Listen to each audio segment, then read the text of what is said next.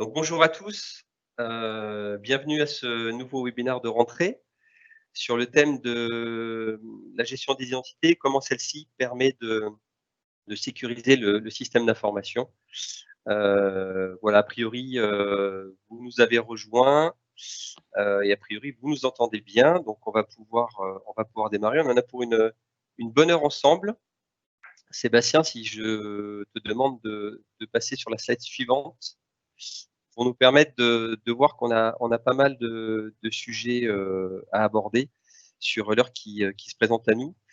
On va revenir sur les grands principes de ce qu'est la gestion d'une identité, en quoi ça consiste, quel est l'intérêt de sa sécurisation. On va se poser quelques bonnes questions essentielles sur ce sujet.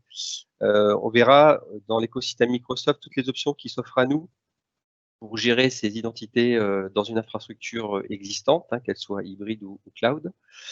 On fera un gros sujet également sur les bonnes pratiques qui sont liées à la gestion de ces identités en matière de sécurité.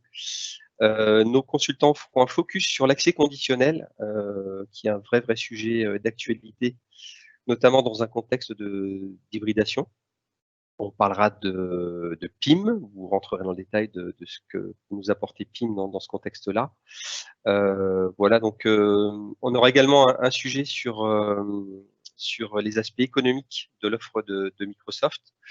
Là, c'est moi qui vais aborder ce sujet-là.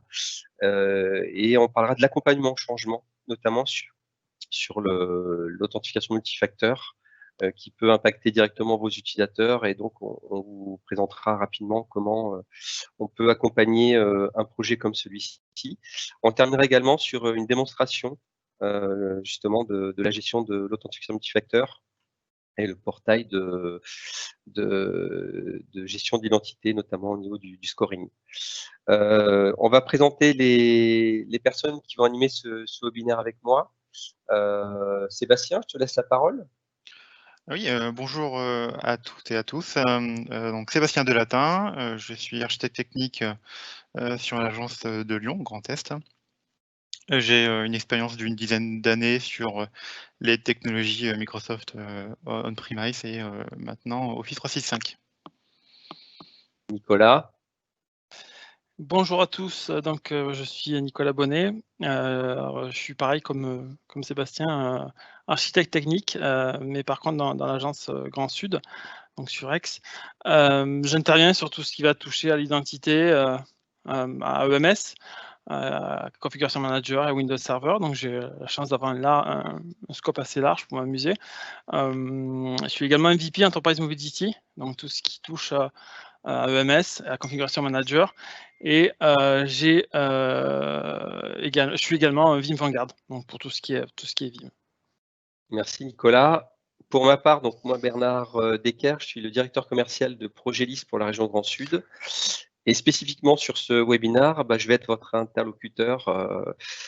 Bon, je vais mettre en scène Nicolas et Sébastien, mais surtout je vais être là pour évoquer les questions qui nous ont déjà été posées en avant-première sur ce thème. Et puis, vous allez pouvoir vous adresser à nous au travers du chat sur des questions ou des interrogations que vous aurez tout au long du webinaire. Je vous propose qu'on démarre sur ce thème de la gestion des identités. De quoi est-ce qu'on parle?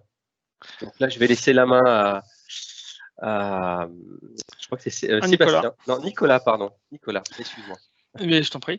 Alors c'est une très bonne question. La gestion des identités, finalement, c'est la pierre angulaire de beaucoup de choses. Aujourd'hui, on va avoir deux entités. On va avoir l'identité on-premise et l'identité cloud. Souvent, d'ailleurs, elle est synchronisée. Donc, on va avoir le même compte des deux côtés. Et finalement, cette identité qui va me permettre d'accéder aux différentes ressources, que ce soit ressources on-premise, que ce soit ressources cloud, on voit qu'elle est de plus en plus utilisée et effectivement, dans beaucoup de choses, que ce soit les applications SaaS à la mode Office 365, à la mode Box, à la mode Amazon, etc. Facebook, elle va être utilisée également sur les périphériques, puisque je vais me connecter sur mon périphérique avec mes identités. Donc, c'est vraiment la pierre angulaire de beaucoup de services. C'est d'ailleurs généralement la première brique que l'on installe. Si on la met en dernier, c'est dommage, on prend le premier à l'envers. Alors c'est possible, hein, on peut le prendre aussi à l'envers, mais c'est beaucoup plus compliqué après. Et voilà, c'est vraiment quelque chose qui est très important dans une entreprise, parce qu'elle permet vraiment de gérer l'identité d'une personne ou autre. Sébastien, tu veux compléter peut-être? Oui, c'est parfait, merci Nicolas, c'est très bien. Je pense qu'il n'y a pas grand-chose à ajouter. En effet, hein, c'est la porte d'entrée, hein. C'est la première chose sur laquelle vous allez tomber avant d'accéder à vos applications ou à votre SI. Donc, c'est primordial. Merci, messieurs. Alors, une fois qu'on a dit ça, quels sont les arguments qui nous permettent de dire que sécuriser ces identités, mettre en place une gestion de la sécurité des identités est crucial? Sébastien. Alors, nous avons identifié 3 problématiques. Dans un premier temps, c'est l'augmentation des attaques visant l'identité. On est au courant de certains chiffres, on est sur environ 600-700 000 attaques par jour sur les mots de passe et l'identifiant.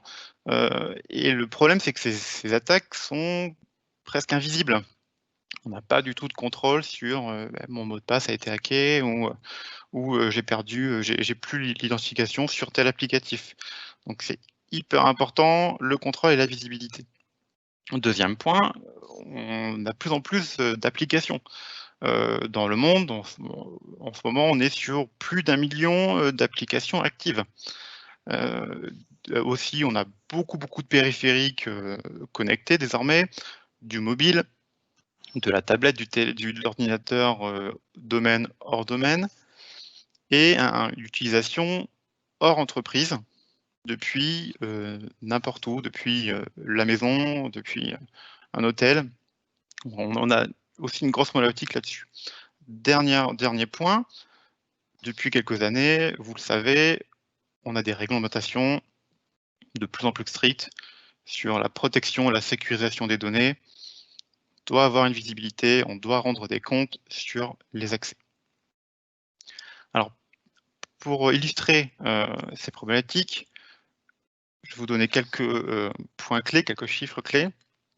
Donc, comme je l'ai dit tout à l'heure, hein, pour 2019, on a eu 300% en plus d'attaques liées à l'identité. Et parmi ces attaques, donc lorsque on a une attaque sur un SI, 81% est lié au vol d'informations d'identification, donc identifiant mot de passe. Point supplémentaire que de vous aussi connaître, 50% des utilisateurs utilisent des applications non approuvées dans l'entreprise. On peut parler de l'éditeur PDF, visionnage d'images, mais encore des centaines. Ça, c'est quelque chose qui est très peu maîtrisé. Et enfin, qu'est-ce que ça implique, ça, le fait de ne pas maîtriser ces applications?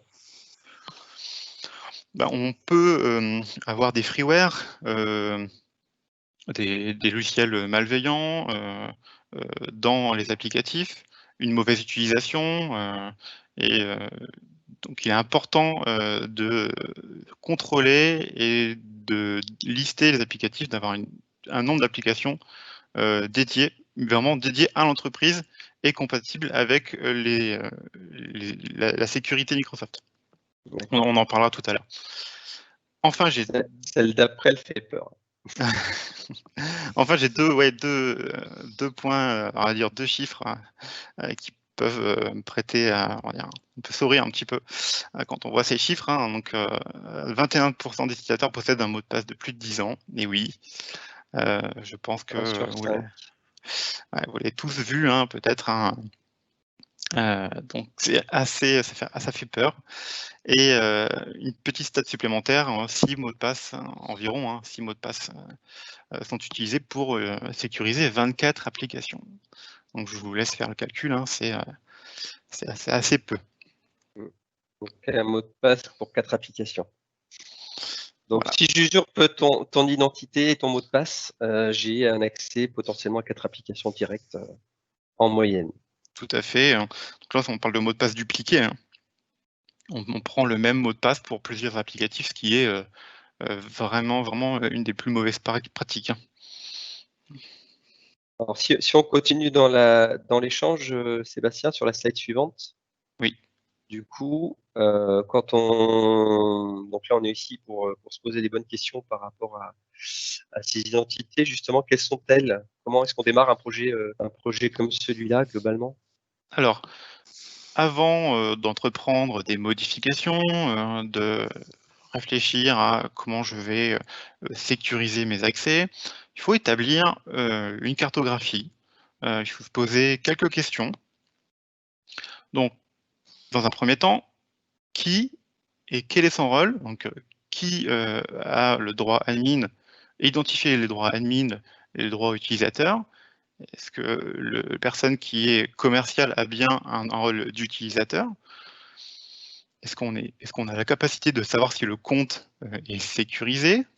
Est-ce que l'utilisateur est en phase avec ça? Deuxième point, on a une problématique géographique. D'où l'utilisateur se connecte-t-il? Est-ce qu'il est normal qu'il se connecte dans un pays étranger, sans VPN, avec une IP anonyme? Ce sont des points à vérifier. Ensuite, on a le scope applicatif.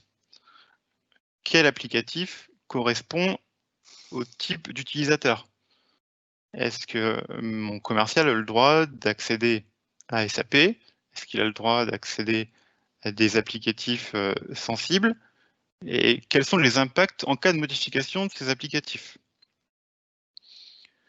Ensuite, on a la partie device. Est-ce que le device qui est utilisé pour me connecter, est-ce qu'il est compliant? Est-ce qu'il est intégré au domaine pour un PC? Est-ce qu'il est protégé par un BitLocker? Est-ce qu'il est protégé par un antivirus que j'ai moi-même déployé? Ou est-ce que c'est un PC volant, non dans le domaine, utilisé par n'importe qui? Enfin, on a la dernière, le dernier item, c'est les données. Qui consulte quoi en termes de données?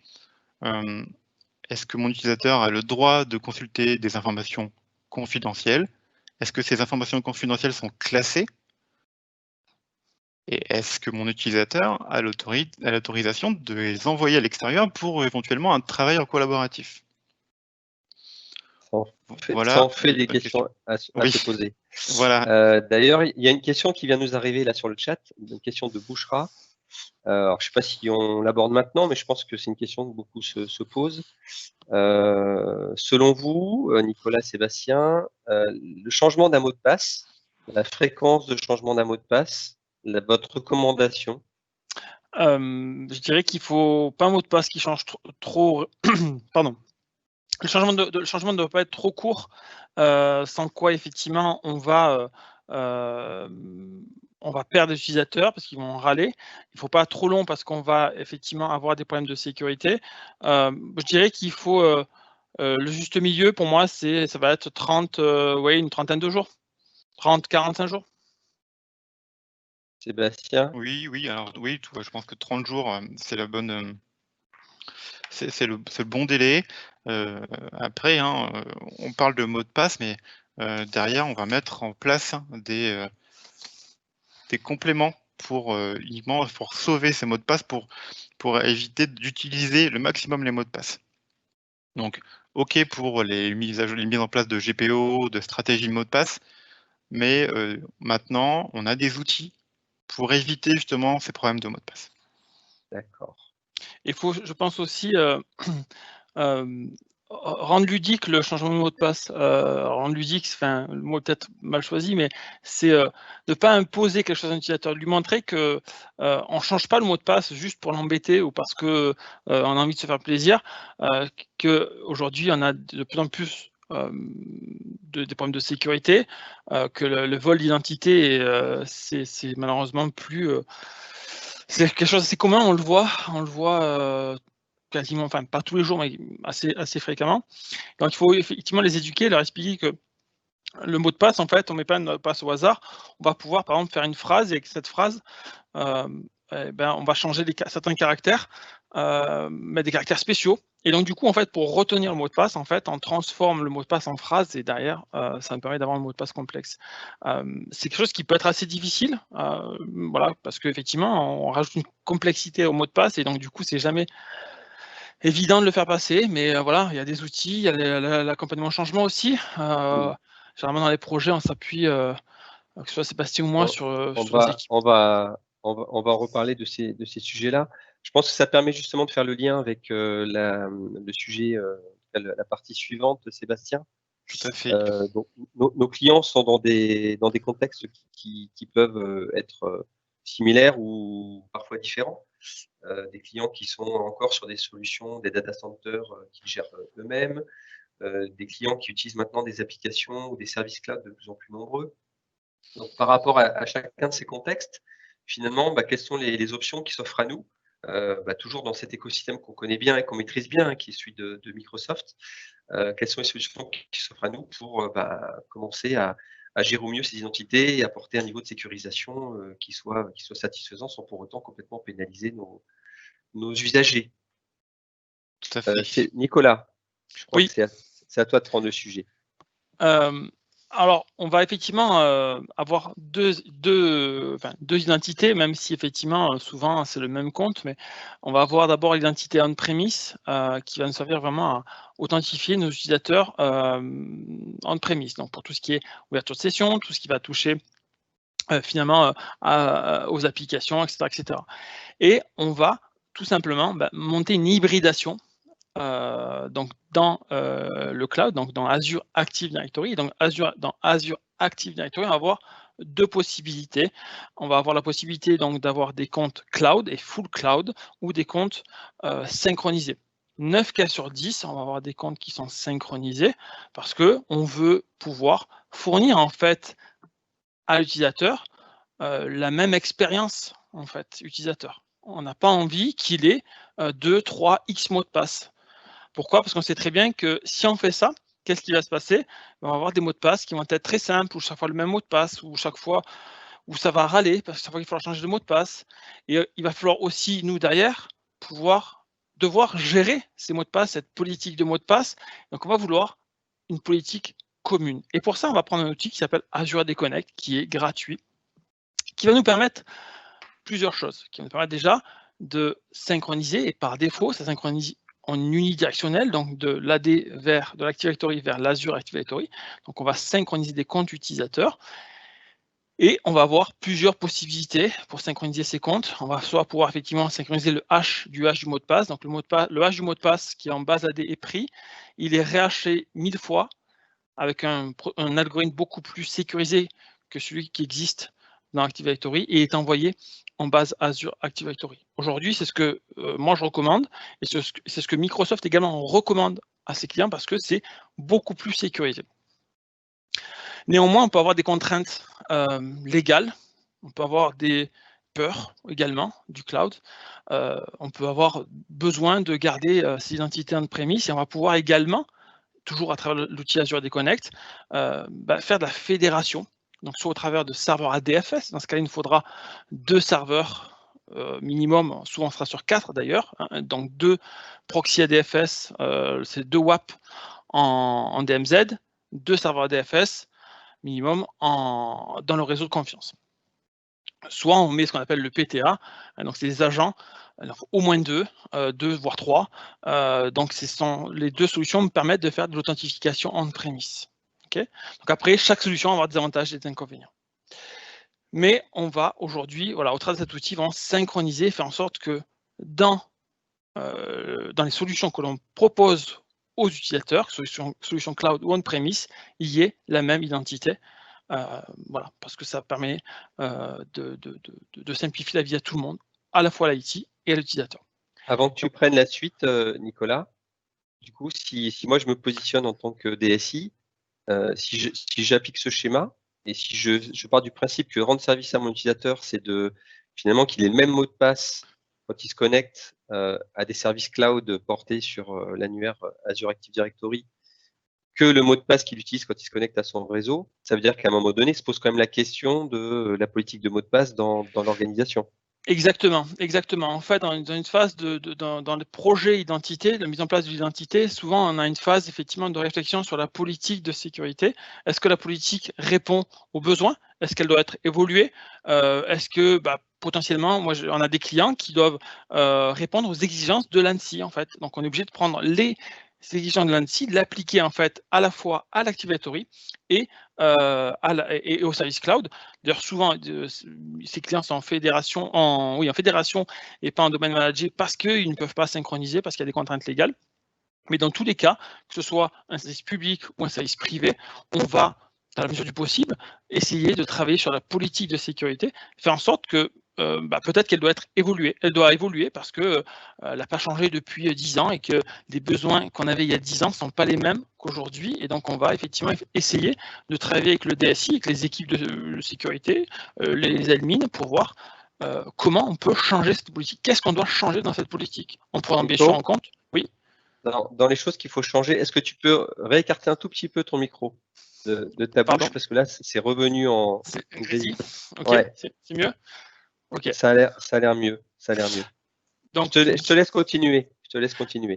Oui, donc on va travailler donc à la fois avec la DSI, les RSSI, le RSI, enfin toute l'équipe qui est concernée, pour voir en fait qu'est-ce qui doit être évolué, comment potentiellement sur plusieurs passages, parce qu'on ne peut pas non plus tout changer comme ça. Hein, ça se saurait si la magie existerait en informatique. Ça, en tout cas, moi, en 15 ans, je ne l'ai pas rencontré encore, cette magie. Ça m'intéresse d'ailleurs, mais bon.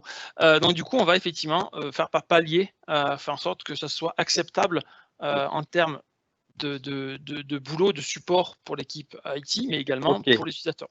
Ok. Juste, moi aussi, là, toujours pour qu'on soit bien dans la compréhension, si on fait ça, globalement, est-ce qu'on peut dire qu'il y a deux objectifs à faire ça? Le premier, c'est de permettre à mes utilisateurs de consommer des services cloud, d'une part, en ayant une expérience utilisateur unifiée avec le login mot de passe sur le réseau de l'entreprise. Et le deuxième, c'est aussi d'apporter des services de sécurité supplémentaires liés à l'Azure Active Directory sur mon Active Directory existant. Complètement. Pour plusieurs raisons. Déjà, si je n'apporte pas le service à l'utilisateur, je vais me retrouver avec du Shadow IT. Je vais me retrouver avec du Dropbox, avec des plateformes potentiellement en cloud que je ne maîtrise pas, donc du Shadow IT. Et ça, c'est très problématique. Et malheureusement, je le rencontre. Et Sébastien, pareil, je pense, on le rencontre assez fréquemment parce que en fait, on n'a pas apporté le service à l'utilisateur. Néanmoins, apporter le service, et je te rejoins Bernard, c'est pas parce que je dois apporter un service que je dois effectivement oublier la sécurité. C'est pas parce que j'apporte un service que d'un coup je vais faire n'importe quoi. Et donc je vais effectivement appuyer sur l'identité que je connais, que je maîtrise et qui est donc tout simplement mon Active Directory. Je vais m'appuyer donc sur cette identité pour effectivement accéder à ce service quand c'est possible. Hein, c'est pas tout le temps possible, mais on va dire que 9 cas sur 10 ça l'est. Très bien. Je vais ajouter un point, donc je vais synthétiser un petit peu, donc merci Nicolas, c'est très intéressant, très précis. Pour résumer, on audite dans un premier temps, on va faire des cartographies de l'infrastructure, on va aller réfléchir aux accès, qui fait quoi les applicatifs. Une fois que c'est audité, on va remédier on-prem, on va le mettre au propre, on va remédier l'AD avec les préconisations de sécurité Microsoft ANSSI. Et ensuite, une fois que c'est remédié, que c'est propre, là, on peut mettre en place des identités hybrides. Et c'est le meilleur cheminement pour la mise en place d'une sécurisation d'identité. Je vais ajouter un dernier point, on n'en a pas parlé, mais c'est sur le slide, vous voyez en bas Azure AD Password Protection. Donc, c'est une petite brique qui permet de sécuriser les mots de passe en plus des GPO éventuellement mis en on-prem. Cet outil va aller interroger une liste blanche ou une liste verte de mots de passe autorisés par Microsoft. Donc un utilisateur qui va vouloir mettre en place un mot de passe Toto 123 sera bloqué par cet agent en lui disant non, le mot de passe n'est pas correct, veuillez changer votre mot de passe. Voilà. Donc c'est juste un outil supplémentaire pour vous aider à sécuriser les mots de passe dans un premier temps. Très bien. Est-ce qu'on complète par, sur le slide, la partie droite autour d'Azure Active Directory? Oui, on peut. Effectivement, on va pouvoir également, au travers de l'Azure Active Directory, gérer tout ce qui est ordinateur et utilisateur qui se connectent rarement au réseau local, parce que ça existe dans toutes les entreprises. On a des commerciaux qui se connectent rarement au réseau local. On a des personnes qui sont tout le temps en forte mobilité. Il faut pour autant les gérer. Alors les gérer, ça ne veut pas dire effectivement leur mettre des éléments de sécurité supplémentaires parce qu'ils sont à l'extérieur, mais c'est-à-dire sécuriser effectivement leur accès, sécuriser leur périphérique. Au travers d'Azure Active Directory, et en s'appuyant effectivement sur la plateforme Intune, qui est sur la plateforme MDM qui est Intune, pardon, on va pouvoir effectivement sécuriser ces équipements en faisant typiquement par exemple de l'hybride AD join.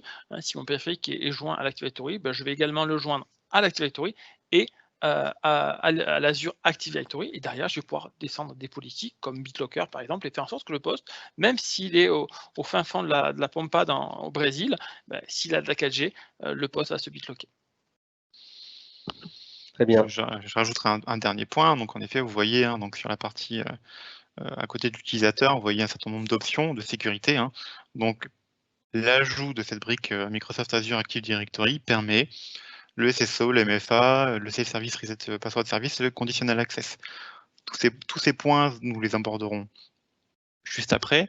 Mais il est important de signaler que ce n'est pas juste des services, en effet, comme l'a dit Nicolas, c'est aussi de la sécurité apportée aux utilisateurs. Très bien. Donc, avant de parler justement des moyens et des solutions qui permettent de sécuriser, peut-être déjà revenir sur les bonnes pratiques. Je crois que c'est toi, Sébastien. Nicolas. Non, c'est Nicolas. Les bonnes pratiques, Nicolas, pardon.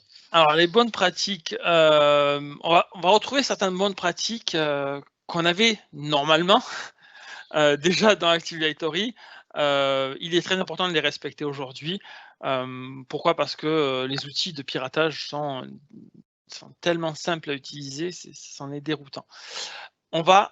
Et ça, je le rencontre très souvent, on va essayer d'avoir des comptes distincts administrateurs-utilisateurs. Trop souvent, je vois des comptes utilisateurs qui servent à travailler, qui sont admin du domaine, admin du schéma, admin d'entreprise, donc qui offrent des droits très élevés. Alors effectivement, c'est vrai que c'est beaucoup plus pratique pour travailler, parce qu'effectivement, je n'ai pas besoin de me reconnecter avec un autre compte. Par contre, le virus, le malware, ou que sais-je, qui va accéder au poste, va également avoir les droits, en tout cas le process va également avoir les droits d'admin, de droits privilégiés assez élevés. Donc il est extrêmement important d'avoir des comptes distincts et nominatifs. Parce que pareil, si j'ai admin 1, admin 2, admin 3, c'est très très bien, parfait. Par contre, quand je mets un outil comme AD Audit Plus, par exemple, il y en a d'autres, mais moi je connais très bien celui-là, je vais voir quoi? Je vais voir que admin 1 c'est connecté. Qui est admin 1? Je ne sais pas. Je sais que admin 1 a supprimé le compte. Qui est admin 1? Je ne sais pas. Par contre, je sais que si je mets les comptes nominatifs, je sais que Nicolas Bonnet, il a supprimé le compte à telle heure. Et je vais pouvoir aller voir, dire maintenant qu'est-ce qui se passe, pourquoi tu as supprimé ce compte? Donc toi, tu as un compte Nicolas Bonnet et tu as un compte Nicolas Bonnet admin, c'est ça? Exactement, exactement. Chez tous mes clients, je demande un compte admin nominatif et qui soit désactivé quand je m'en vais et que je réactive que quand j'arrive. Parce que au moins, s'il y a un problème, ça ne viendra pas de mon compte. Voilà. Donc c'est très important. Je peux pas parler de sécurité et demander en fait l'inverse. Point suivant, Nicolas. Les accès utilisant les airbags, pareil, dans Azure AD, je vais pouvoir, dans Azure AD, dans Intune, dans tout Service Cloud, en tout cas, je vais pouvoir utiliser airbags qui sont des rôles en fait, et je vais octroyer des droits privilégiés mais limités à mes utilisateurs. Un utilisateur qui a besoin que d'Intune, je vais lui octroyer le droit d'administrateur Intune. Il aura des droits que dans Microsoft Intune. Il n'aura pas des droits dans Azure AD. Pareil, au niveau des airbags, je vais pouvoir les limiter, de donner des droits que de lecture ou donner des droits que sur certaines fonctionnalités des plateformes. Je vais devoir limiter également le nombre d'administrateurs généraux, et que ce soit dans Active Directory ou dans Azure Active Directory, on voit beaucoup trop de comptes dans le groupe administrateurs généraux. 5 au maximum me semble déjà très très bien. Voilà. Sachez que l'administrateur général, bien sûr, donne accès à l'ensemble des fonctionnalités et l'ensemble des paramètres. Donc, attention à bien le limiter. Le MFA, pour tout ce qui est accès privilégié, dès lors qu'on a un compte admin, obligatoirement, le MFA doit être activé. Parce que si je me fais compromettre mon compte... Authentification multifacteur. Exactement, MFA pour multifactor authentification, donc une double authentification. Donc, dès lors que mon compte est compromis, si je n'ai pas double authentification, la personne peut se connecter de partout dans le monde. Si j'ai le MFA, donc si j'ai la double authentification, dès lors que je me fais compromettre mon compte, c'est pas gênant, elle va se connecter, je vais recevoir effectivement la double authentification. Alors, effectivement, aujourd'hui, on arrive à pirater le MFA, il faut encore le vouloir et avoir les outils adéquats qui sont un peu moins simples à utiliser. Et bien sûr, surveiller les accès, hein, comme je le fais sur un Active Directory, je vais le faire sur un Azure Active Directory, je vais surveiller les accès. Alors, on a des outils qui permettent de le faire. Il faut savoir que dans Azure, Azure AD, Intune, tout est audité. La moindre opération qui est effectuée est auditée. Et évidemment, il faut prendre le temps de lire les audits, qui sont assez simples à lire, par contre, contrairement à Windows Server. Slide suivante, Sébastien. Oui, merci. Nicolas, donc tu as bien résumé la partie privilégiée. En effet, on arrive à la moitié de la présentation. Hein. Tout à fait. Bon, en termes d'horaire, pas en termes de slides.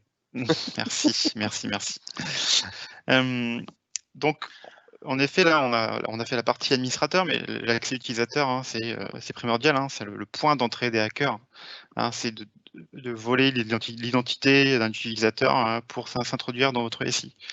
Donc, comme pour les administrateurs, il est fortement recommandé d'activer du MFA, donc, ou de l'accès conditionnel. L'accès conditionnel, on verra ça après, hein, donc c'est juste une petite définition. Hein, donc, c'est comme son nom l'indique, hein, c'est autoriser la connexion sous condition géographique, sous condition d'une bonne tenue du device ou d'un bon groupe. Second point, on peut mettre aussi en place un reset de mot de passe en libre service pour les utilisateurs. Donc, sous couvert de MFA ou d'accès conditionnel et d'enregistrement du device, l'utilisateur est en capacité d'aller reset son mot de passe ou d'aller modifier son mot de passe seul, de manière autonome, et pour éviter des oublis de mot de passe ou un compte compromis. Et en plus de ça, je pense que plusieurs personnes y penseront, c'est on va faciliter la vie du support. Si notre utilisateur peut changer son mot de passe lui-même, je sais pas, ça peut être une bonne idée. Point supplémentaire, désactiver l'authentification héritée. L'authentification héritée, ce sont les devices et les applicatifs qui ne sont pas compatibles avec la moderne authentification, donc avec du MFA et avec les derniers standards de sécurité Microsoft au niveau Azure AD. Je prends l'exemple d'un Thunderbird, d'un Android version 4 sur lequel on a un client ActiveSync qui est très vieux, un Outlook, du POP, des protocoles, on a un Outlook 2010 ou même un 2013 pas à jour. Il est fortement recommandé d'enlever toutes ces parties, on va dire, héritées de votre SI, parce que 99% des attaques d'identité arrivent par ces devices ou par ces protocoles ou par ces applications. Enfin, dernier point, Nicolas l'a dit juste avant, il est aussi possible d'auditer les connexions de vos utilisateurs. Grâce à Microsoft, vous avez des outils simples. En un quart de seconde, en une page, vous avez la possibilité de voir si les connexions est risquée, si on a un utilisateur qui a essayé de se connecter 20 fois à la même application avec un échec. C'est un outil simple à utiliser et surtout qui va vous apporter une visibilité claire. On parle de SSO juste après, Nicolas, et peut-être avant d'arriver sur le SSO, parce que là j'ai une question de Bouchra qui me demande de réexpliquer Microsoft Azure Active Directory. Donc j'imagine que Bouchra n'a peut-être pas la connaissance ou l'expérience des environnements, notamment Office 365. Donc, alors, pardon. Ouais. Vas-y. Ouais, je vais le faire en synthèse, je vais essayer de vulgariser justement. il faut voir l'Azure Active Directory comme le référentiel d'annuaire des services cloud de Microsoft, quels qu'ils soient, comme l'Active Directory comme les Active Directory pour être le référentiel d'annuaire et d'authentification dans vos environnements historiques, dans vos data centers. Et ce qu'on a montré tout à l'heure, c'est qu'en fait, on faisait le lien entre les deux. C'est-à-dire quand vous avez une identité on-premise, cette identité est synchronisée, donc elle est présente en double, mais elle est synchronisée sur l'annuaire cloud. Et à partir de là, vous pouvez délivrer des services, comme les services collaboratifs Office 365, mais pas que, aux utilisateurs qui sont dans votre entreprise. Voilà, donc vous avez en fait une extension de votre annuaire sur le cloud, et cet annuaire devient l'annuaire de référence pour les services Microsoft Cloud, mais pas que, puisque de plus en plus d'éditeurs s'appuient en fait sur l'Azure Active Directory pour authentifier les utilisateurs qui vont accéder à leurs services cloud notamment. Il y avait une deuxième question, alors celle-là, je ne sais pas y répondre. Est-ce qu'Azure AD est compatible avec d'autres plateformes de sécurisation des infrastructures, notamment des applications de loi de programmation militaire? Alors, sur ce type d'application, je ne sais pas et sincèrement, j'ai jamais eu le cas. Ce qui est sûr, mais on le verra plus tard, parce qu'il y a une question qui est similaire dans les questions, qui ont été posées avant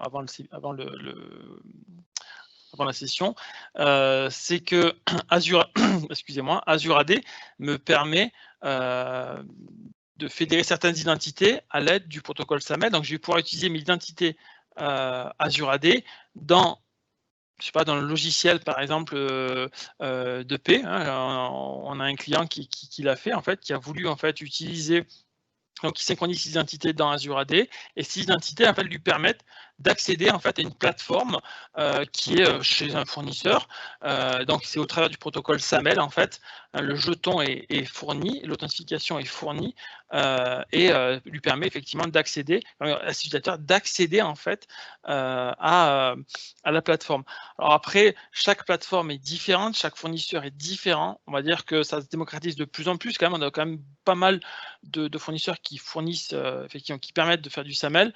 Ça dépend de l'application. On peut peut-être résumer que dans ces contextes très sécurisés, loi programmation militaire, les opérateurs d'intérêt vital, très souvent le SI il est divisé en deux, et la partie du SI qui est vraiment vitale ou hyper sécurisée, c'est pas la première que vous allez mettre sur le cloud. Non, voilà. c'est vrai.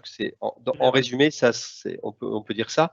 Du coup, on passe sur le slide d'après pour aller un peu dans le respect des timings. Alors, le SSO. Le SSO, on va pouvoir faire, donc on va avoir avec Azure AD, on va avoir une plateforme web qui va être MyApps, donc myapps.microsoft.com, qui existe également en application mobile et qui me permet d'accéder à mes applications qui ont été déployées au travers d'Azure AD. On va retrouver par exemple du Twitter, de l'Air France, on a 3 ou 4 000 applications, si je ne me trompe pas. Donc on a quand même pas mal d'applications et on va pouvoir en fait se connecter en utilisant, je vais utiliser donc mes identités Azure AD. Quand je suis sur le portail, je vais voir mes applications et je vais pouvoir faire du SSO directement sur mon application Air France, sur mon application Twitter.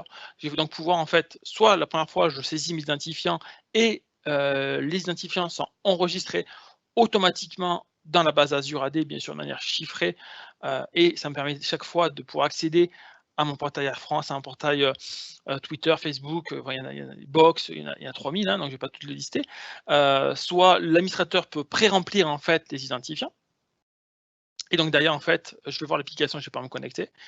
Donc on a ce type de SSO. On va également avoir le SSO parce que je me suis connecté avec mon compte cloud. Je fais de l'hybridation, donc j'ai un compte Azure. J'ai fait de l'hybride AD Join, donc mon compte est à la fois dans AD et dans Azure AD. Et je vais pouvoir en fait tout simplement ouvrir ma session avec ce compte-là. Et dès lors que je vais accéder à un service cloud, Office 365, je vais avoir le SSO qui va être fait automatiquement puisqu'en fait je suis reconnu en tant que Nicolas Bonnet.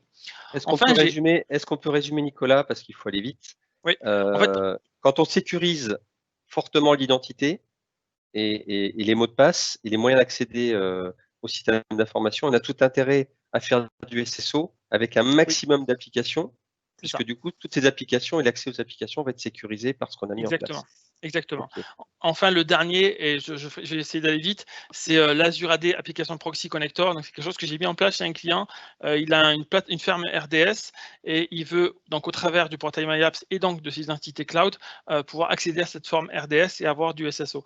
Donc, l'Azure AD Application Proxy me permet effectivement de streamer cette application et donc de la rajouter en fait directement dans mon portail MyApps et derrière, effectivement, de me connecter à ma ferme RDS. Voilà. Parfait. Alors, rapide. Tout à fait. On publie l'URL sur C'est ça. le portail et derrière, on a accès à l'applicatif qui est en local.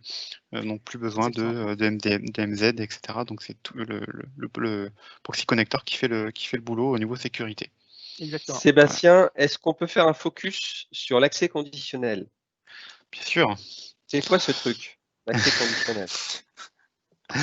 Alors, qu'est-ce que l'accès conditionnel? Donc, comme je l'ai dit tout à l'heure, hein, donc, comme son nom l'indique, hein, c'est autoriser la connexion sous condition. Donc, si l'utilisateur remplit les conditions, donc on peut avoir plusieurs conditions. Est-ce que l'appareil est conforme? Est-ce qu'il est bien relié à Intune ou est-ce qu'il est à jour? Est-ce que l'antivirus est à jour? Et en plus de ça, est-ce que l'utilisateur est bien au bon endroit? Est-ce qu'il est connecté à partir de magasins en France? Là, avec ces conditions, si on accepte ces conditions, on dit OK, tu as le droit d'accéder aux applicatifs de Microsoft Office 365 ou en local.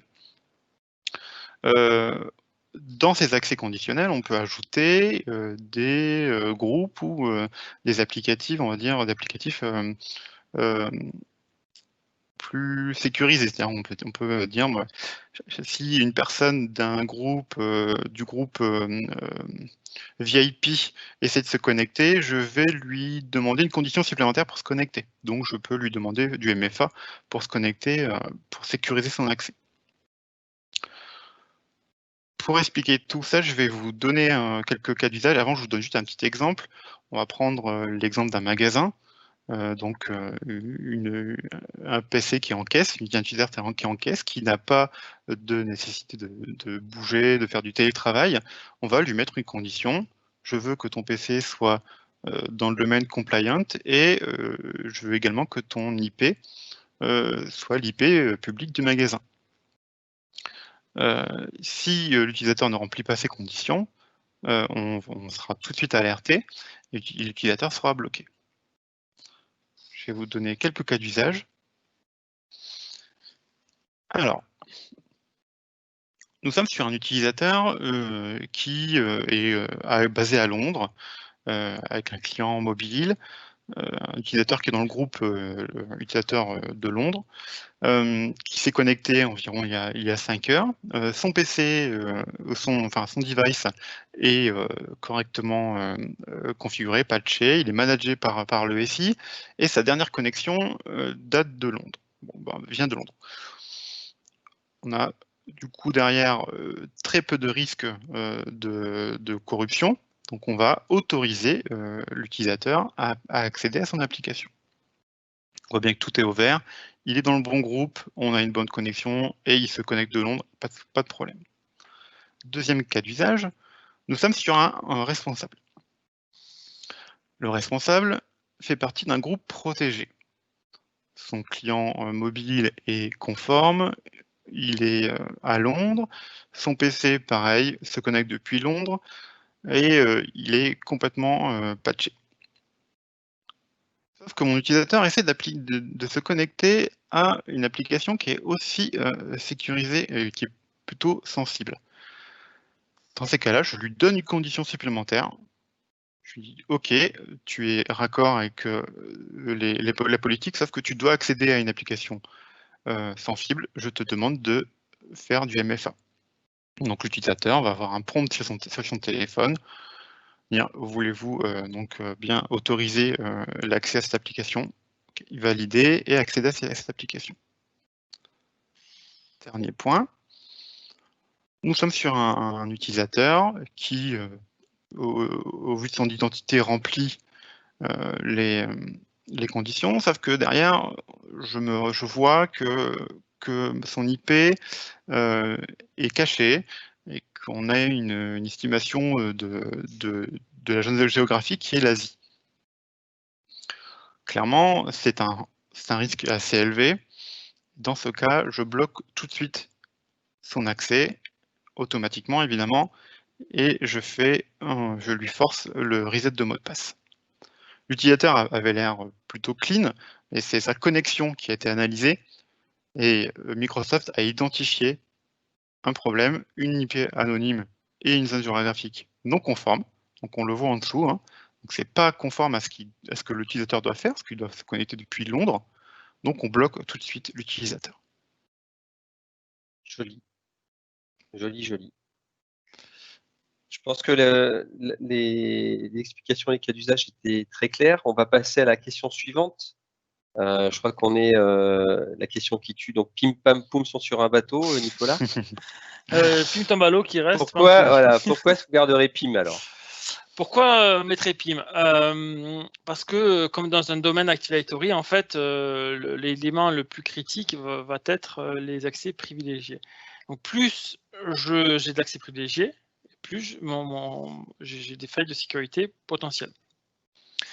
Ce qu'on voit aussi, c'est qu'il est très compliqué au bout d'un moment de gérer la délégation parce que j'ai mis une personne, puis deux, puis la personne vient me voir et dit j'ai besoin d'un accès, attends, je te le donne, puis après mais j'oublie de l'enlever, donc du coup, c'est-à-dire que la personne en fait garde des accès privilégiés alors que potentiellement elle n'en a pas besoin. Donc je vais pouvoir en fait, je vais vouloir en fait en tout cas simplifier cette gestion des accès privilégiés. Et PIM, alors j'ai plus l'acronyme, mais vous pourrez le retrouver sur mon blog, donc là je l'ai plus en tête, me permet de simplifier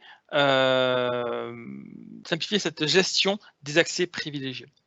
En fait, je vais déclarer certains rôles comme étant éligibles à la demande d'accès, et donc du coup, l'utilisateur va pouvoir lui-même demander l'accès à, je sais pas, un administrateur de facturation, administrateur Intune, administrateur enfin, je les ai plus en tête, mais il y a, voilà, je revois tous les rôles et je vais donc moi utilisateur demander en fait pour une durée de X minutes, de X heures l'accès. Je vais donner la raison parce que j'ai besoin de vérifier la facturation par exemple. Et ça va partir à l'administrateur qui va approuver en fait ma demande ou qui va la refuser. S'il approuve en fait, j'ai effectivement cet accès et je vais pouvoir en fait, je vais être bien sûr notifié et je vais tout simplement pouvoir accéder à la ressource avec les droits que j'ai demandé. Bien sûr, je vais avoir un historique de ces activations, donc je vais pouvoir savoir que Nicolas Bonnet il a eu un accès à l'administrateur de facturation de tel jour à tel jour ou de telle heure à telle heure.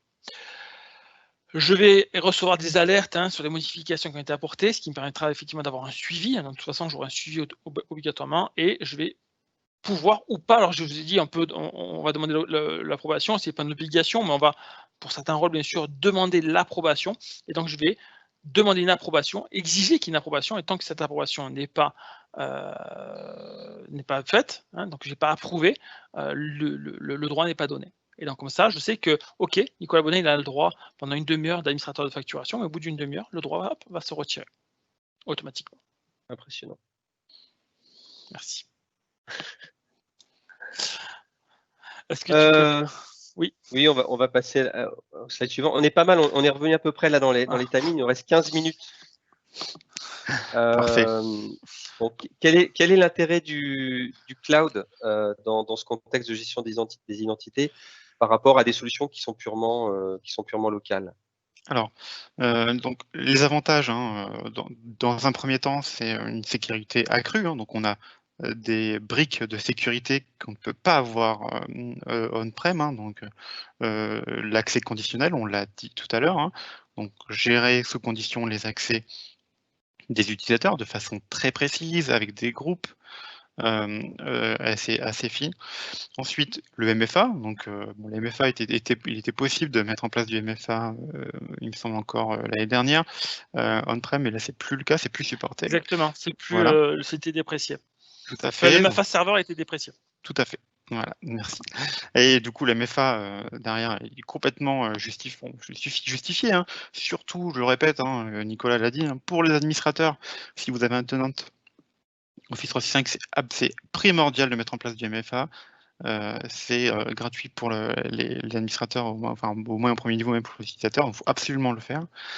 Et ensuite, on a un monitoring, un contrôle des accès qui est simplifié, qui n'a rien à voir avec les event viewers Microsoft. Hein. Bon, je n'ai pas de problème avec les event viewers Microsoft, mais ça n'a vraiment rien à voir. Donc, vous avez un accès et une visibilité complète. Point suivant, on a une compatibilité avec les applications tiers. Donc, on l'a dit tout à l'heure, on a des applications SaaS ou en local qui ont complètement en capacité de s'interconnecter avec Azure Active Directory. Donc, je peux aller publier une application qui est on-prem sur Azure Active Directory pour faciliter et sécuriser fortement son accès avec du MFA éventuellement. Dernier point, une facilité de gestion. Un seul mot de passe pour accéder à nos applications. J'ai mon mot de passe on-prem pour accéder à ma session Windows et le même mot de passe pour accéder à mes applications Office 365. Si on active derrière du SharePoint de l'Exchange, etc., on est sur une facilité d'accès pour les utilisateurs. Dernier point, le Self-Personal Services. Derrière, l'utilisateur est en capacité de modifier son mot de passe, d'aller rester son mot de passe. Comme je l'ai dit tout à l'heure, hein, c'est pour la partie support, une bonne partie des incidents, c'est du reset de mot de passe. Est-ce qu'on peut dire aussi que les services cloud de Microsoft notamment nous apportent l'intelligence artificielle et la connaissance et l'interprétation dynamique de ce qui se passe sur mon environnement, même si celui-ci est on-prem? Tout à fait. Nicolas, tu voulais peut-être... Non, je voulais dire la même chose que toi, Sébastien. C'est parfait. Non, oui, on a machine learning et derrière, on est sur de l'analyse de comportement. Et les garçons, là, je frémis, il reste 10 minutes. Et moi, j'ai la lourde charge de faire comprendre les abonnements maintenant. Très bien. qui se cache derrière tous ces jargons techniques. Donc, on va essayer de faire simple. Voilà, donc là sur ce qu'on va vous présenter, en fait, ça tourne essentiellement autour de la gestion des identités. Et ça s'adresse au travers d'abonnements cloud. Donc, on est sur des souscriptions. Donc, si on regarde un petit peu comment on peut souscrire à ces différentes plateformes, et après, on reviendra un petit peu sur le détail de ce qui est compris dans Azure AD Premium P1, P2. Vous verrez, c'est assez touffu. Donc, en fait, pour accéder à ces services, vous avez 3 possibilités. La première possibilité, c'est de souscrire au service seul.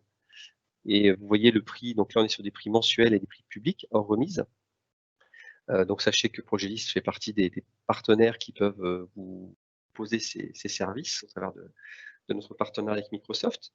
La deuxième possibilité, c'est d'intégrer, en fait, c'est de souscrire à ces services Azure AD Premium au travers de packages qu'on appelle des packages mobilité et sécurité. Donc, c'est EMS, hein, avec des plans qui s'appellent E3 et E5, chacun intégrant l'Azure AD dans différents niveaux de fonctionnalité. Et la troisième possibilité, c'est le fameux package Microsoft 365, qui lui intègre tous les services collaboratifs et de communication d'Office 365, le package mobilité sécurité et également le service, l'accès aux fonctionnalités de Windows 10 Enterprise en complément de la licence Windows 10 qui vient avec le poste de travail. Donc, une fois qu'on a dit ça, c'est là où ça devient un vrai enjeu de vous expliquer tout ça. Donc, sachez déjà que... Ouais, vas-y. Pardon. juste dire que Windows 10 Enterprise, c'est pas une licence au poste de travail, c'est une licence à l'utilisateur. Donc, il faut obligatoirement faire de l'Hybrid AD Join ou de l'Azure AD Join pour récupérer la licence. Il n'y a pas une clé en fait quand on rajoute. Il faut que le poste soit joint à Azure AD. Voilà, c'était juste ça. Merci Nicolas. Je t'en prie. Merci Nicolas. Donc là, on représente, vous aurez accès à tous ces slides après le webinaire. Donc en fait, il y a déjà disponible de base un certain nombre de fonctionnalités dans l'offre gratuite ou dans l'offre Azure AD qui est intégrée avec Office 365. Donc ces fonctionnalités, vous les retrouvez ici. Donc elles sont présentes dans toutes les versions d'Azure AD. Et parmi celles-ci, on en a identifié 3. Hein, la possibilité pour un utilisateur cloud de modifier son mot de passe en libre service. Je dis bien modifier, non pas resetter, donc ça veut dire qu'il doit connaître son mot de passe précédent. La protection des mots de passe, ça tu peux peut-être en dire un mot, Nicolas? La protection des mots de passe, oui. Là, tu me prends un interdits globaux. Oui, alors il faut que je me remette sur la fonctionnalité. Sébastien, Oui, vraiment que je l'ai plus utilisé parce que moi, c'est vraiment que je l'ai plus utilisé, donc je l'ai plus tout en tête. Mais la fonctionnalité, en fait, via une liste publiée par Microsoft, d'interdire la formation de certains mots de passe par l'utilisateur. Pardon, oui, j'ai confondu avec, excusez-moi, j'ai confondu avec une autre chose. Pardon, j'étais autant pour moi. Et ensuite, le troisième point important, c'est que de base, un utilisateur, qu'il soit administrateur ou simple utilisateur applicatif, on peut lui demander de s'authentifier avec plusieurs facteurs, donc notamment mobile, SMS ou autre, application mobile, SMS ou autre. La seule différence avec les versions évoluées, c'est que si on lui applique cette règle de connexion, elle va s'appliquer quel que soit l'endroit et les conditions dans lesquelles il se connecte. C'est bien ça, hein, messieurs. Hein, donc la punition, elle s'applique même si je suis sur mon réseau local d'entreprise avec mon ordinateur connecté à l'Active Directory. On peut quand même, en mettant l'IP public, par exemple, dire attention sur ces IP-là, sur ces réseaux-là, en fait, je ne veux pas de MFA. Et, même en version gratuite? Ouais, même en version gratuite. D'accord, je ne savais pas. Donc slide suivante pour ne pas perdre trop de temps et laisser la place aux démonstrations. Donc ensuite, vous allez retrouver des fonctionnalités qui, elles, ne vont pas être présentes dans la version gratuite, mais uniquement dans les versions d'Office 365, Azure AD Premium P1 et P2. Donc là, sur ces possibilités-là, l'utilisateur qui est géré dans le cloud va pouvoir réinitialiser son mot de passe, même s'il ne connaît plus le mot de passe précédent. Si on passe la slide suivante, là, on arrive maintenant sur les fonctionnalités qui sont présentes dans les solutions payantes d'Azure AD Premium. Là, je vais peut-être vous laisser les décrire, notamment les deux là qu'on a identifiés. Alors, en fait, on va avoir la possibilité en fait de modifier son mot de passe, un peu comme on le fait avec la version free. Quelle est la différence entre les deux? C'est que avec Azure AD Free, je peux réinitialiser des mots de passe des comptes cloud. Dès lors que c'est un compte synchronisé, je dois obligatoirement avoir une licence Azure AD Premium. Ce qui va se passer, en fait, c'est que quand je vais me connecter au portail self-service, je vais bien sûr devoir prouver que c'est moi. Une fois que j'ai fait ça, je vais changer le mot de passe. Le mot de passe va d'abord être changé dans Active Directory, et donc mon mot de passe doit correspondre à la politique de sécurité interne, et par la suite il est répliqué dans Azure AD. Donc si j'ai dit je veux un mot de passe de 8 caractères, j'en mets 6, ça ne marchera pas. Ça, c'est pour effectivement la réutilisation. La gestion des groupes, des accès aux groupes, alors sans nommer le client évidemment, mais j'ai eu un client et un projet il n'y a pas longtemps où le client a beaucoup de sites au travers un peu partout dans le monde, et il a donc beaucoup d'entrées et de sorties, et pour certains groupes, certains groupes qui donnent accès à certaines applications, accès à certains SharePoint, il veut en fait déléguer ça à des managers. Donc typiquement, sur chaque site, il a nommé une personne qui va s'occuper de ce groupe-là. Et donc cette personne-là, en fait, elle est propriétaire du groupe, et elle va pouvoir, donc au travers du portail self-service, ajouter ou supprimer des membres, la personne qui est partie ou la personne qui intègre l'entreprise, et sans obligatoirement avoir des droits d'administration. Elle a juste des droits de gestion du groupe, ce qui permet finalement de déléguer sans avoir des droits d'administration. Super. Slide suivante. Les fameux groupes dynamiques, Sébastien ou Nicolas? Vas-y Sébastien, si tu veux, ou je le fais comme tu veux. Oui, oui, non, mais donc l'accès aux groupes dynamiques, hein, donc on va provisionner des groupes c'est assez simple, hein, de façon dynamique, hein, lorsqu'un utilisateur va intégrer avec certaines conditions, va rentrer directement dans le groupe, la gestion sera beaucoup plus facilitée pour le SI. L'accès conditionnel en fonction des groupes, donc en effet, comme on l'a dit tout à l'heure, je peux donner juste l'accès conditionnel à certains groupes et certaines conditions en fonction des groupes. Et le dernier point, l'accès conditionnel avec le MFA. Donc ce sont deux choses qui sont liées. Donc, c'est deux fonctionnalités qu'il faudra utiliser ensemble. Typique, juste, si tu me permets, Sébastien, Oui. pour les groupes dynamiques, on va pouvoir s'appuyer sur les attributs LDAP qu'on va synchroniser. Voilà. Donc, on va pouvoir gérer en fait tous les accès cloud et on-premise depuis notre annuaire Active Directory. Donc, on reproduit, grâce à la fonction Azure AD Premium, on reproduit ce qu'on faisait en local sur le cloud. C'est ça. Ça Oui, marche. si tous les utilisateurs sont basés à Lyon, on a un attribut location ou bureau et on a une création du groupe automatique avec cet attribut. Et tout Exactement. ce qui en découle. Voilà. Très bien. Exactement. Et la slide d'après, je crois qu'on est uniquement sur le. Donc là, c'est Azure AD Premium P2. Donc là, c'est le summum de la sécurité et de la gouvernance. Exactement. C'est là où on va avoir le plus de fonctionnalités. Celle qui coûte le plus cher, évidemment. On va Et on retrouver a PIM. PIM. Et on a voilà. PIM. Et voilà. Exactement. Donc, si vous voulez PIM, il faudra de l'Azure AD P2. Malheureusement, pour utiliser PIM, on va effectivement avoir des fonctionnalités un peu plus avancées. Alors, je n'ai plus tout en tête, mais effectivement, on va avoir des stratégies d'accès conditionnel un peu plus, avoir un peu plus de choix dans les accès conditionnels. On va avoir pareil des fonctionnalités supplémentaires sur tout ce qui est événements. Donc, on va vraiment des fonctionnalités un peu plus poussé côté sécurité en fait, la partie avec Azure AD P2. Et c'est là où on utilise le maximum l'intelligence artificielle. Tout à fait. Donc là, c'est plus profond en termes d'audit, hein, et on est sur des fonctionnalités où on va pouvoir automatiser un certain nombre de choses. Voilà. Exactement. Comparé au P1, le P2, ça va plus loin en termes d'investigation et on est en termes d'automatisation. Exactement. Il est 15 h, donc on a quasiment terminé. Je pense qu'on en a encore pour maximum 10 minutes si vous avez encore un petit peu de temps à nous consacrer.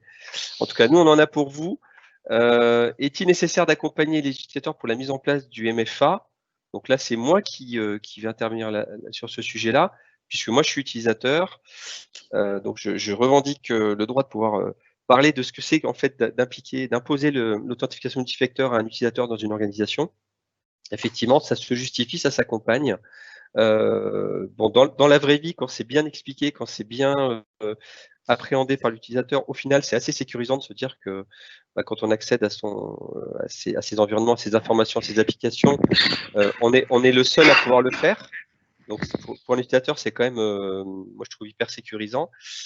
Ensuite, là, on vous montre un petit peu comment on aborde le sujet. Notamment, on est en train de traiter un projet dans une grande école de commerce où leur objectif, c'est d'imposer en fait l'authentification multifacteur à toute leur population d'utilisateurs, que ce soit les enseignants, les élèves, les diplômés, ce qui est un vrai sujet, hein, puisqu'ils gardent l'accès au système d'information pour les gens qui sont sortis du cursus scolaire.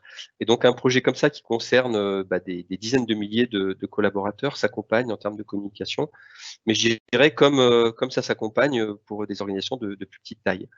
Donc les équipes Progélis sont à même de réaliser cet accompagnement et pour nous c'est indispensable, et voire c'est impossible à mener un projet de ce type sans l'accompagner de cette façon-là. On avait une question avant la présentation, Sébastien, sur lequel on est un peu sec, hein, pour tout vous dire, Nicolas. France Connect. Voilà. Est-ce qu'il y a un lien entre tout ce qu'on vient de dire et France Connect? Bon, c'est bien, c'est pour ça que tu as coupé le micro, en fait, si tu voulais pas qu'on t'entende. Micro qui est coupé, mille excuses. Donc je disais que effectivement, je connais pas trop la plateforme France Connect. En tout cas, dans tous les cas, de toute façon, que ce soit France Connect ou une autre plateforme, oui, on peut faire un lien dès lors qu'on va avoir le protocole SAML. Si le fournisseur propose du protocole SAML, alors oui, je peux intégrer sans aucun problème, tout simplement, ma plateforme à mon annuaire Azure Active Directory et donc utiliser mes identifiants Azure AD dans la plateforme, que ce soit France Connect, que ce soit ce que vous voulez. Il faut juste qu'il y ait le protocole SAML. Alors, de plus en plus, ils l'ont, mais ça va dépendre de la plateforme. Donc, je ne peux pas obligatoirement répondre finement, mais... Bon, voilà. À ma connaissance, en tout cas, ce jour, on n'a pas vu d'intégration entre France Connect et Azure Active Directory. Je ne peux pas dire que ça ne viendra pas, mais bon, je suis pas des plus confiants sur le sujet. Chaque mois, Microsoft rajoute des applications, alors plusieurs dizaines, plusieurs centaines, plusieurs milliers, enfin, peut-être pas plusieurs milliers, c'est mon côté marseillais, pardon, plusieurs dizaines ou plusieurs centaines d'applications par mois. Donc, un jour, oui, peut-être qu'elle y sera, mais aujourd'hui, en tout cas, à ma connaissance, elle n'y est pas. Merci, Nicolas. Alors là, on a un petit peu plus de valeur ajoutée sur la démo. Oui. Donc, tu voulais nous faire une démonstration, justement, du portail de gestion de l'authentification multifacteur et... Je vais partager mon écran. Attendez, partager et je vais. Donc, je ne sais pas si tout le monde voit mon écran. Oui, vous voyez mon écran? Personnellement, je le vois. Ok. Oui, également. Parfait. Donc, je suis ici sur l'Azure Active Directory Admin Center. Donc, je me sers vraiment de ce portail-là pour gérer tout ce qui est Azure Active Directory. Donc, l'URL, c'est aad.portal.azure.com. J'aurai la même chose pour Intune. Ça sera endpoint.microsoft.com pour Intune. Je vais avoir ici User. Donc, j'ai mis la plateforme en anglais. On peut bien sûr changer et mettre la langue que l'on veut. Ce n'est pas un souci. Dans User, je vais retrouver tous mes utilisateurs. On peut voir si ce sont des utilisateurs cloud ou des utilisateurs synchronisés. Alors là, ce sont que des utilisateurs synchronisés. Hormis ces deux, tout le reste est synchronisé. Donc on voit ici le petit objet, bien sûr, à ne pas supprimer. De toute façon, vous ne pourrez pas le supprimer. Donc synchronisé, ça veut dire que le mot de passe est le même des deux côtés, hein, puisque je n'ai pas mis de fédération. J'ai juste synchronisé mon annuaire qui est chez moi à mon tenant Azure Active Directory. Dès lors que je me connecte, je vous ai dit, on va avoir pas mal d'audits, effectivement. Ici, dans Sign In, j'ai toutes les connexions qui sont faites. Je sais depuis l'IP, l'emplacement, pardon. Donc voilà, on peut voir qu'effectivement, je bouge un petit peu. Mais bon, voilà.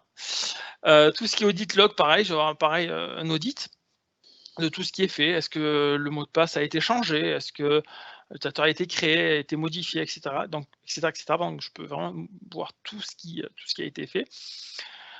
Je vais pouvoir, dans Azure Active Directory, avoir toutes les options, donc retrouver effectivement ici tout ce qui est les options password reset, donc reset de mot de passe. Je vais pouvoir bien sûr l'autoriser soit tout le monde, soit une partie de mes utilisateurs, parce que j'ai pas envie, parce que j'ai par exemple pas beaucoup de licences Azure AD P1 et je vais donc juste le limiter aux VIP par exemple, ou juste aux personnes qui se déplacent énormément. Pourquoi pas? J'ai toute la partie customisation, donc je vais pouvoir mettre les logos sur les différentes plateformes pour que quand la personne se connecte, elle voit au moins le logo de sa société. C'est très important pour un utilisateur. Je vais pouvoir également gérer tout ce qui est device, dès lors que je fais de l'Azure AD Join, je vais avoir mes équipements qui vont remonter ici, et j'aurai bien sûr la clé BitLocker qui va remonter directement dans Azure Active Directory, donc je verrai la clé directement.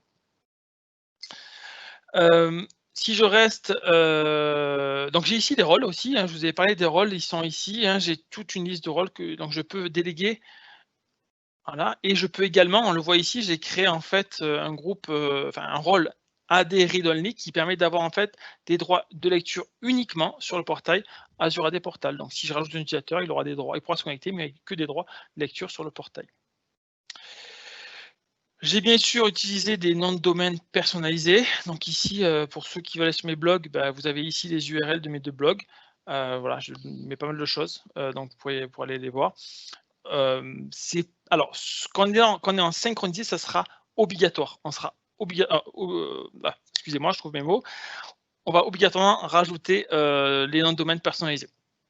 Et bien sûr, l'UPN de l'utilisateur va devoir être changé. Donc, du coup, il y a quelques petites opérations à effectuer avant de synchroniser.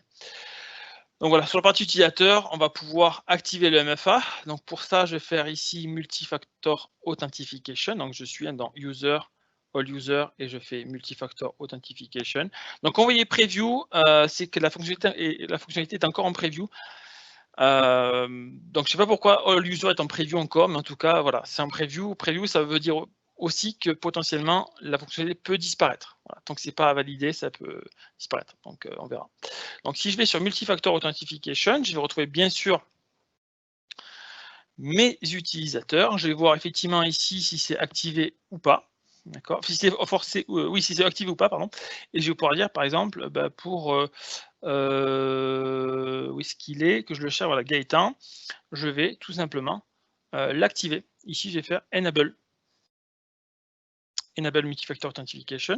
Donc la prochaine fois qu'il va se connecter, avant de pouvoir accéder au service cloud, il va devoir effectivement valider le MFA. Je vais pouvoir le gérer, ce MFA. Donc, si je clique ici sur Service Settings, je vais pouvoir, comme je vous ai dit, autoriser certaines IP et dire attention, sur ces IP-là, le MFA ne sera pas demandé. Et donc, dès lors que je me connecte sur mon réseau local, par exemple, le MFA ne sera pas demandé. Je vais pouvoir également autoriser certaines options de vérification. Attention, ce n'est pas vous qui choisissez l'option que l'utilisateur veut, vous validez certaines options, vous dites ok, je veux le message texte, donc le SMS, l'appel téléphonique ou l'application, ça sera l'utilisateur après lui qui devra choisir, ce ne sera en aucun cas vous qui allez choisir. Je vais également pouvoir configurer ou pas, autoriser ou pas le fait que l'authentification multifacteur soit sauvegardée. Si par exemple je dis voilà, il est sauvegardé pendant 15 jours, je valide une première fois le MFA, donc je me connecte, je dis oui c'est bien moi, donc je passe à le deuxième niveau d'authentification, et pendant X jours, donc ça dépendra bien sûr de ce que j'ai mis là, je vais pouvoir en fait me connecter sans obligatoirement avoir le MFA qui remonte. Donc moi nous on l'a chez Progélis, mais je ne l'utilise pas, parce que je trouve que c'est plus sécurisé avec le MFA. Et que je fais attention, j'ai les noms de mes clients dans ma messagerie, dans mes docs, donc je préfère voilà, garder le MFA, mais on peut le faire sans problème, on peut voilà, pendant X jours. Donc, je crois que c'est 14 minimum, non c'est 1, pardon, entre 1 et 365, on peut voilà, dire pendant 7 jours, 10 jours, 30 jours, voilà, X jours, faire en sorte que le MFA soit validé automatiquement. Donc je ne vais pas faire de modif, hein, je vais laisser comme ça. Oui, pardon, et je donc peux aussi. Après l'identi-score après. Oui. Voilà, alors juste les accès. Ouais. Alors je vais montrer l'identi score. Donc ici, quand je vais dans All Service, j'ai bien sûr toutes mes fonctionnalités Azure Active Directory et je vais avoir ici Azure AD Identity Secure Score. Donc là, en fait, qu'est-ce qu'il fait? Il check sur mon Azure AD, il me donne un résultat. Donc 96 sur 203, c'est pas top. Ouais, je sais. C'est l'effet démo. C'est l'effet démo, exactement. Non, mais je l'ai fait exprès, j'ai tout enlevé. Donc, c'est l'effet démo, effectivement.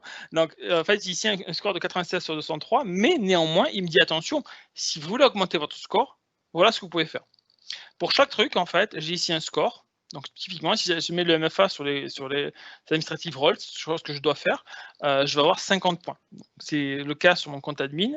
Attention néanmoins, pour avoir eu le cas, sur mon tenant, quand vous mettez le MFA sur le compte admin, gardez toujours un compte qui n'a pas de MFA et qui a un mot de passe très complexe. J'ai eu il y a quelques mois, j'ai activé le MFA sur tous mes comptes, enfin sur mon compte admin, j'en avais qu'un seul. Mon téléphone a eu un petit souci, et donc du coup, j'ai plus accès à l'application. Quand j'ai reseté mon téléphone, bien sûr, je n'avais pas d'application, je n'avais pas activé la sauvegarde. Et il a fallu aller passer chez Microsoft. Et alors là, c'est très long et très compliqué. Donc, gardez toujours un compte brise-glace, donc un compte admin avec un mot de passe extrêmement compliqué. Donc, pour chaque truc, en fait, je vais avoir effectivement l'impact, l'impact sur l'utilisateur, le coût de l'impact, voilà. Et je vais pouvoir ici, comme ça, si je clique dessus, hein, avoir une petite description de ce qu'il y a à faire. Voilà. Donc, ça vous permet de, voilà, vraiment de sécuriser un peu mieux sécuriser votre plateforme. Et bien sûr, d'une plateforme à l'autre, vous aurez d'autres actions. Hein, ça dépendra bien sûr de ce que vous avez activé. Merci Nicolas. Merci Nicolas. Je pense qu'on a fait le tour, Nicolas, sur la démo. Oui. Après, je peux montrer avec ces questionnaires si vous voulez, mais sinon, oui. On va pas faire un deep dive là tout de suite. Non. Je pense qu'on a alimenté là nos interlocuteurs que je remercie de pas mal d'informations. C'est pas forcément des sujets simples à appréhender, soit quand on les découvre, soit quand on suit comme ça une présentation un peu générique. En tout cas, sachez que voilà, c'est un vrai sujet et on accompagne beaucoup de clients sur ces problématiques aujourd'hui qui sont quand même la pierre angulaire de la sécurité du système d'information. Voilà, merci à tous et puis très bientôt pour le prochain webinar. Et une bonne semaine à tous.